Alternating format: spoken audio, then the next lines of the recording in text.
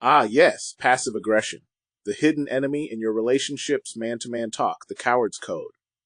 A man-to-man celebration of emotional evasion. What's up, fellas? Today, we're going to celebrate a true pillar of modern relationships, passive-aggressive behavior.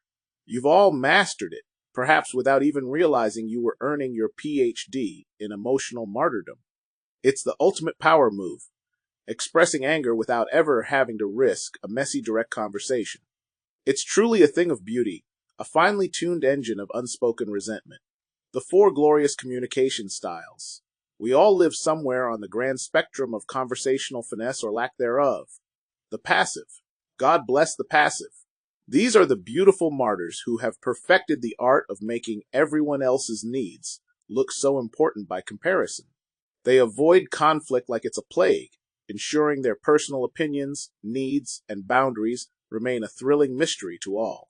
The aggressive, the Neanderthal. These are the chaps who mistake forcefulness and hostility for getting things done. They're so busy trampling over the rights and feelings of others that they rarely notice they're speaking into an empty room. The assertive, boring alert. These are the people who insist on communicating directly, honestly, and respectfully. They actually respect the feelings of others while expressing their own. Yawn. Frankly, they ruin all the fun. The passive-aggressive. Ah, the master strategist. This is where the magic happens. We've figured out how to get the aggression across while maintaining the unassailable shield of plausible deniability. It's the supreme discipline of the emotionally mature man. For a great deal of my adult life, I proudly considered myself a passive-aggressive person. For years, I perfected those passive-aggressive tendencies.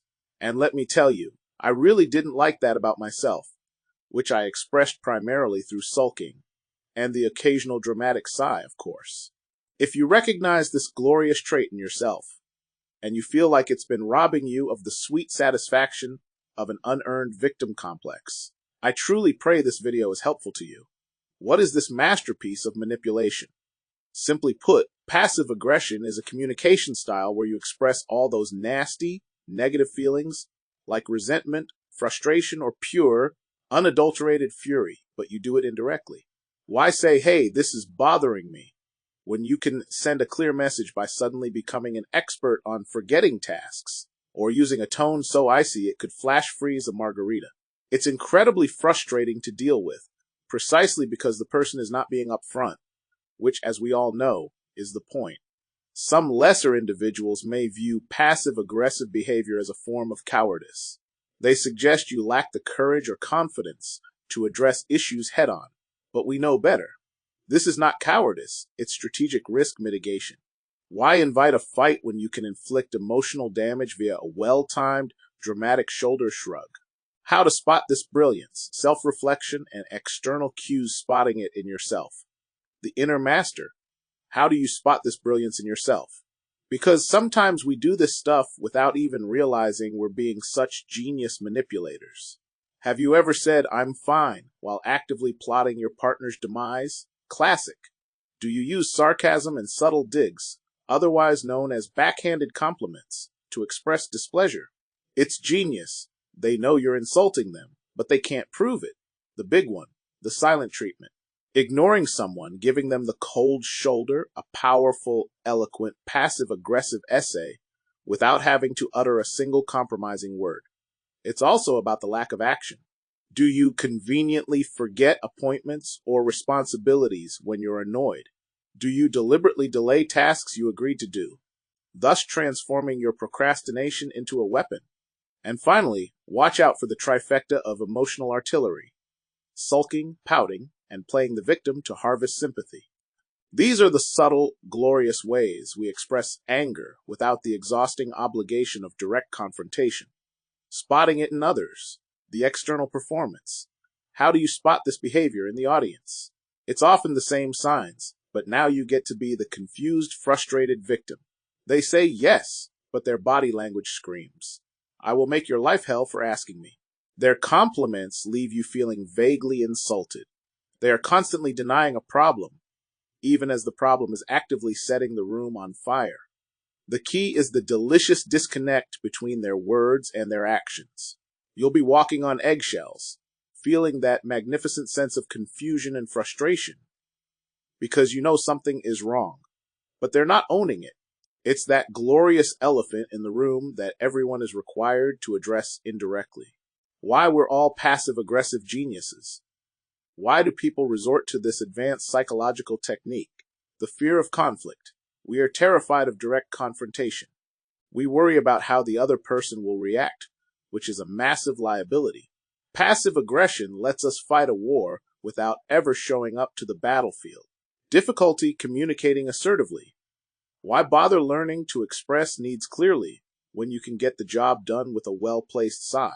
Past experience. We learned this glorious coping mechanism from an environment where direct communication was met with actual consequences. Better to hide your feelings than face the music. Impact of this subtle warfare. This isn't just a minor annoyance, it's a slow, quiet poison. It fundamentally damages relationships by trading honesty for resentment, which is so much more thrilling. It increases stress and anxiety for everyone. You're constantly trying to decipher what's really going on, which is exhausting. And the exhaustion means you're already losing the war. Most importantly, it ensures problems are never actually solved. Issues don't disappear. They just go underground, waiting to erupt again, which makes for excellent future drama. How to ruin the fun, the strategies of the assertive. So how do we destroy the beautiful game? How do you prevent yourself from being a subtle genius and actually act like an adult? For yourself, the unfortunate path to self-awareness. Self-awareness is key. When you feel that urge to subtly express anger, pause. Ask yourself, what am I really feeling right now? And what's the direct, honest, and utterly boring way to express it? Practice assertive communication. Start small. Practice using I statements.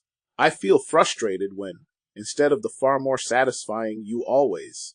Face the fear. Understand that healthy conflict is the grim necessity that can actually strengthen relationships. When dealing with others putting out the fire, gently call it out. The horror.